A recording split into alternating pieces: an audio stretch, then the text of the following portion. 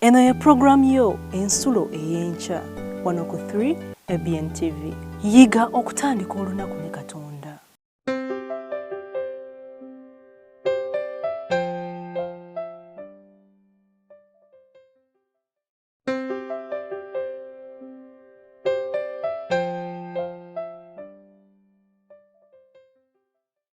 Webale kubanga oli mu kulaba 3 ABN TV.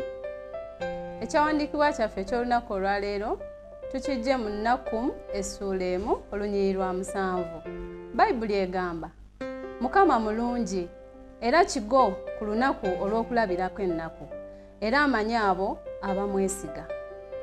Biki by'oyitamu eyo? Olunaku lwo lulabye ennaku era olina ebizibu by'oyiseemu? Mukama mulungi era afaayo kubanga ekyawandiikibwa bwe kitugamba. Osobola okumwesiga kubanga abamwesiga abamanyi. Mukama akuwa omukisa ng'omwesiga kubanga ne ku lunaku lw'olimu asobola okulukuyisaamu. Nze Esther Okero, webale kulaba 3 ABN TV.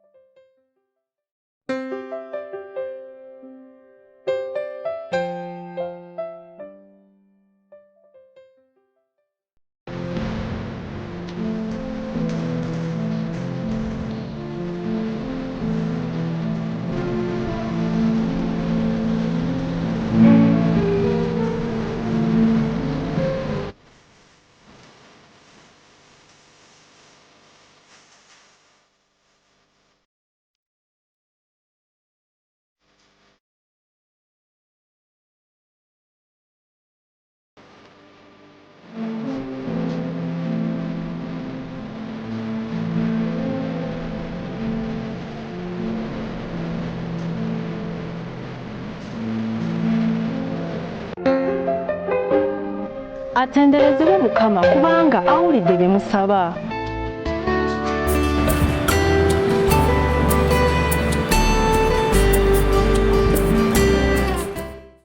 Abaana ba Katonda nate nsanyusa okubalaba wano ku 3 ABN TV enkya ya Sunday eno olunaku olusooka mu wiiki nga tutandika wiiki yaffe. Mukama yeebale atuyisiza mu wiiki ewedde ate era atusobosezza otuukamu eno wiiki endala ng'etandika.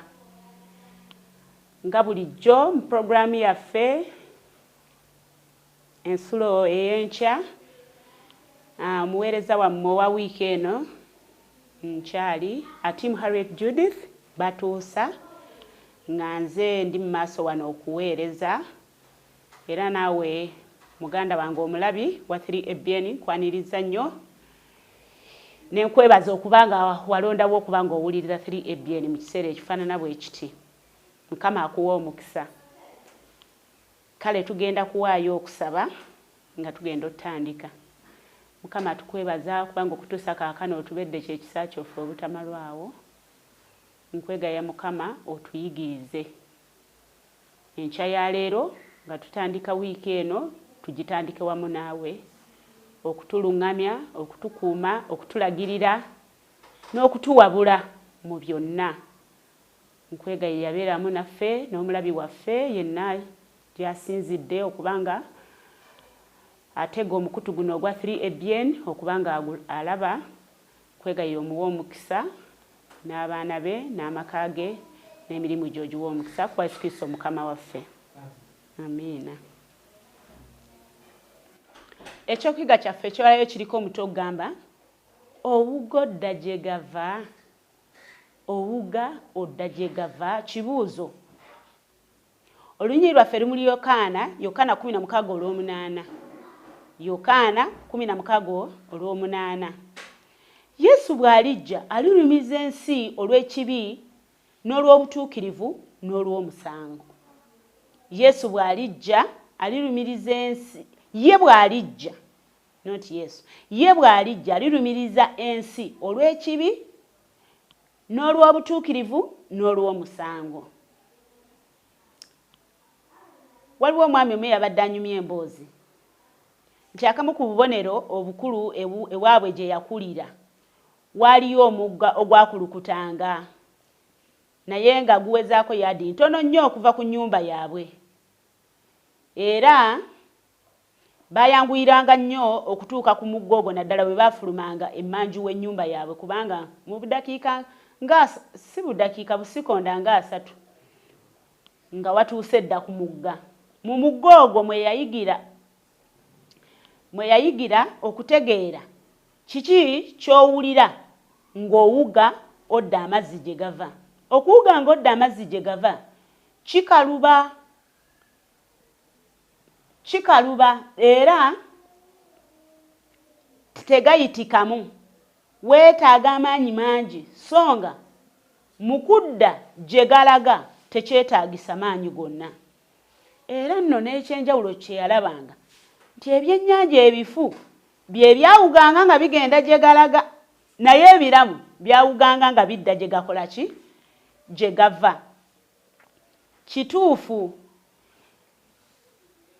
Ekituufu kiri nti abantu abava ku Katonda babeera bawuga okudda amazzi gye gava.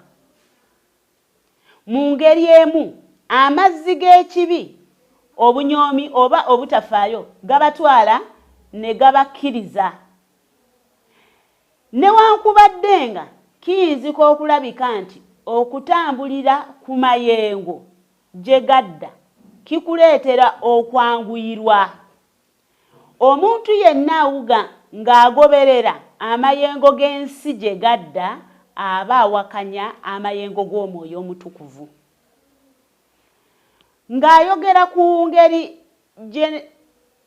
gye yakwatamu abantu ba Katonda yayogera mu Koseya nti nabawalula n'emigwa egy'omuntu n'ebisiba eby'okwagala. Yesu yagamba nti Omwoyo Omutukuvu yalumiriza ensi olw'omusango. Yeremiya n'agamba nti Mukama yandabikira dda ng'ayogera nti weewaawo nkwagadde n'okwagala okutaliggwaawo kyenvudde nkuwalula n'ekisa. Omwoyo wa Katonda alumiriza era n'awalula abantu okudda gy'ali, okubulwa emirembe okubeerawo mu bantu kujja olw'okuwakanyanga obutereevu amaanyi ga Katonda agawalula. Okusobola okubula omuntu alina okuwakanya okwagala kwa Katonda, okwegayirira kw'Omwoyo Omutukuvu ko n'ekisa kya Katonda ekirokola. Owugodda gye gava. Kyetulabye nti n'ebyennyanja ebifu biwuga bidda gye galaga. Naye bw'oba owugodda gye gakola ki gye gava si kyangu. Nti omuntu bw'ati ava Katonda, okuva Katonda si kyangu. Katonda akunoonya, Katonda n'akutumira ababaka, Katonda n'ayogera nawe ku TV, Katonda n'ayogera nawe ku radio, Katonda n'ayogera nawe bw'osanze mu taxi nga tayagala muntu yenna kukola ki kuwuga. Nti era omuntu okuva Katonda akozesa amaanyi mangi atya. Omuntu bw'omusanga mu kkubo nga yava Katonda yeekweka, abuna emiwabo, yadduka ne yeekweka eyo, n'ayiga obulimba, n'ayiga ebintu bingi nnyo byetolera ku muntu avudde Katonda. Kitegeeza aba akozesa amaanyi mangi nnyo okusobola okuva kwani ku Katonda. Naye mu Katonda asigala amunoonya era oba oliawo nga Katonda amukola ki. Waliwo omukyalo omu yali atunyumiza, actually nasoma katabo ke yawandiika. Yava ku Mukama n'agenda musamize, naye Katonda yamusanga mu ssabo n'amugobayo. Katonda yennyini ye yamugoba mu ssabo. Bwe yatuuka mu ssabo kw'olwo olunaku Mukama lwe yamugoba, omusamize n'amugamba, gwe nnyabo osinza Katonda ki? Ye osinza lunaku lwakumeka? N'amugamba nsinza ku Saturday. N'amugamba lekeraawo okujja wano, ddayo mu kkanisa osabe. Omukazi n'alowooza mbu asaaga. N'amugamba nkugambye toddamu okujja wano. Omukyala n'addayo, naye olwaddayo kw'olwo yagaana okukola. N'agamba oyo omukyala wanaava wano nja bakolako kubanga alina omusajja ajja wano naye sisobola kumukolako, ddayo mu kkanisa nnyabo ova wano. Kyekyo kyagambye nti Katonda awalula omuntu. Ne mu ssabo yamusangayo n'amugobayo n'amukomyawo. Kwegamba Katonda tayagala muntu yenna kubula, naye ayagala ffenna tutuuke kwenenya okwaki okw'amazima. So nti omuntu okubula okuva Katonda ayina okukozesa amaanyi maki mangi nnyo ng'awakanya omwoyo muki omutukuvu. Ngende siigenda, omwoyo akugamba togenda ng'ate n'ogenda, ngende siigenda, kwegamba Katonda ng'era akunoonya. So n'olw'ensonga eyo nti omuntu nga anaava Katonda yeetaaga okuŋŋanya amaanyi mangi nnyo okusala amagezi gonna okuva Katonda, kubanga naddala nganze kyemmanyi mu kanisa yange oba mu kanisa yaffe abantu banoonya nnyo abantu abaweddemu amaanyi. Naye omuntu okuviira ddala Katonda kitegeeza ekikolebwa kyonna kikoze eki, kikoleddwa okulaba ng'omuntu oyo alokolebwa. Kyavudde agamba nti nabawalulira gye ndi n'okwagala n'ebisibo ebyokwagala, n'agamba nti Mukama yandabikira, bw'ayogera mu Yeremiya nti Mukama yandabikira ng'ayogera nti weewaawo nkwagadde n'okwagala okutaliggwaawo, kyenvudde nkuwalula n'ekisa. Katonda atuwalula n'ekisa kye kubanga tayagala muntu yenna kubula, naye ayagala ffenna tutuuke kwenenya okw'amazima. N'olw'ensonga eyo abaana ba Katonda b'omuwendo, kuno kuno nga tutandika wiiki waliwo abantu bangi abali eyo nga babuze nga baava ku Mukama, naye ng'obulamu bubakalubiriza nnyo. Era nze ekintu kye neewunya simanyi, kubanga ogenda n'osanga omuntu nga yava ku Mukama naye ate ng'embeera mbi nnyo. Waliwo omuvubuka omu twali tukola naye, nze emirimu gyange egimu gye nkola ndi mufumbi, nfumba Western Cuisines, naye omuvubuka oli naye yali mufumbi. Naye naŋŋamba muganda wange nkoze ssente obukadde n'obukadde bwa ssente naye sibulabako. Era omuvubuka oli yali muttereera kubanga yagaana okuwa Katonda ekitiibwa. Naye nadduka n'alaga wa n'alaga wa, nyine yeekweka anasalagana amagezi. Katonda nga buli kasaawa amutumira abaki? Ababaka. Kale kyavudde atugamba nti lwaki owuga ng'odda gye gava? Tekisoboka, mazibu nnyo, tosobola kuwakanya Katonda, tosobola kuwakanya Mwoyo Mutukuvu. Omaliriza weerumiza, obeera mu kweraliikirira, obeera mu kwebwalabwala. So n'olw'ensonga eyo kikulu nnyo Omwoyo wa Katonda alumiriza era n'awalula abantu okudda gy'ali. Okubulwa emirembe okubeerawo mu bantu kujja lwa kuwakanya butereevu amaanyi ga Katonda. Kyova olaba omuntu bw'abeera ng'avudde Katonda abulwa emirembe, aba takyategeereka, obulamu bwe bufuuka obutategeerekeka. Togezaako kuwakanya maanyi ge agakuwalula leero. Mukama ayinza okuba ali eyo ng'akuwalula. Bulijjo olaga ng'akusanga oba oliawo ng'omuntu akugamba owooluganda oli eyo, buli weweekweka ogenda okulaba ng'era Katonda akukoze eki? Akunoonyezaayo. Omutima ogwewaddeyo eri Katonda gubeera n'embeera ey'obugonvu n'obuwulize. Tolina kuwuga ng'odda amayengo g'Omwoyo Omutukuvu gye gava, bwe gaba gakulukuta gati kulukuta ng'odda eno. Yesu ayagala akutwale ng'oli naye akunywereze kumpi ku mutima gwe. Yesu tayagala muntu yenna kubula, naye ayagala ffenna tutuuke kwenenya okw'amazima, tukyuke tudde gy'ali. Kyova olaba atutumira obubaka, n'owulira n'omuntu ku leediyo ng'ayogera bibye naye ng'owulira obubaka Mukama ali mu kwogera naki? Ali mu kwogera naawe. So n'olw'ensonga eyo ku lunaku kuno nga tutandika wiiki, Katonda akutumye obubaka obutwalire munno gw'olaba abuze. Naawe woba ng'obadde oli eyo nga ondaba wano ku 3ABN ng'obadde oweddemu amaanyi, Katonda akyakwagala, agambye yakwagala n'okwagala okutayogerekeka, okutenkanika. So tayagala muntu yenna kubula. Agambye nti oyo bw'alijja Omwoyo Omutukuvu alirumiza ensi olw'ekibi, olw'obutuukirivu n'olw'omusango. Era Omwoyo atulaga n'agamba ekyo kibi, era Omwoyo n'agamba ekituufu kye kino. Omwoyo n'akugamba ate munnange binaavamu bye bino. So buvunaanyizibwa bwo nange okubeera abawulize. Bw'atyo bw'atukubiriza nti mu ngeri emu amazzi g'ekibi, obunyoomi, obutafaayo, tubeere bawulize eri Katonda nga tetunyooma bigambo bya kubulirira okw'Omwoyo Omutukuvu, nga tufaayo okulaba nga tetuva mu kukkiriza. Bwe tunaba nga tukoze ekyo, obulamu bujja kutwanguyira. Ekinkoze obubi kubanga agambye nti ebyennyanja ebifu bye bikulukuta nga bidda amazzi gye gakola ki. Ne wano n'agamba nti amayengo g'ensi buli lwe gakkuba ne gakutwala obanga ebyennyanja ebifu, kubanga biba tebikyalina mugaso, biba tebikyasobola kuwuga mu mazzi. So n'olw'ensonga eyo nsaba Mukama asaasire ggwe nange mu buweereza bwaffe yonna gye tuli, ng'Omwoyo wa Katonda ayogera naffe ng'atuyita. Tuleme kunyiiga, tuleme kutondowala, tuleme kubivaako, tuleme kudduka.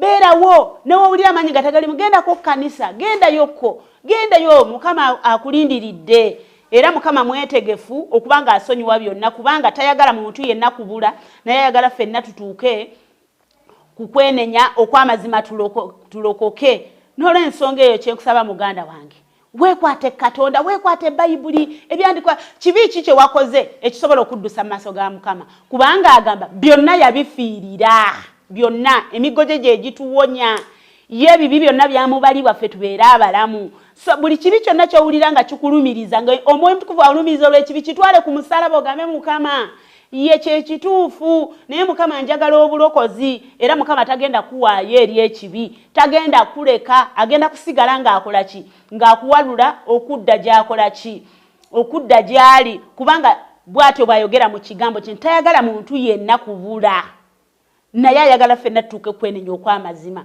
so n'olw'ensonga eyo gy'oli muganda wange ng'ondaba wano ku 3ABN TV Katonda akwegayira enkya ya leero okomewo gy'ali akwegayira otwalire obubaka oyo yenna gw'olaba eyadde emabega asobole okukobawo eri obulokozi naawe eyadde emabega tokakanyaza mutima gwo Katonda bw'ajja okwogera naawe gonda tolemera mu kibi gonda okyuke odduke obusungu obugenda okukola ki okujja nsaba Mukama asaasire nsaba Mukama asobole okubanga atubeera nsaba Mukama asobole okubeera ng'asobola okukubiriza emyoyo gyaffe nga bw'ayogera najjo tusobola okubanga tuwulira eddoboozi lya Mukama Katonda waffe ng'ayogera naffe so kyavudde agamba nti oyo bw'alijja alirumiriza ensi olw'ekibiina olw'obutuukirivu n'olw'omusango Omwoyo Mutukuvu ali ku bantu bonna era kyova owulira omuntu ayinza okugamba nawulidde nno so nga ekintu kiŋŋamba tokola ekyo tekiba kintu abeera mwoyo wa Katonda nga yalumiriza nagenza okuwulira nga munnange kiŋŋamba ekyo kireke oyo abeera mwoyo wa Katonda kubanga yamaamira ku nsi eri abantu bonna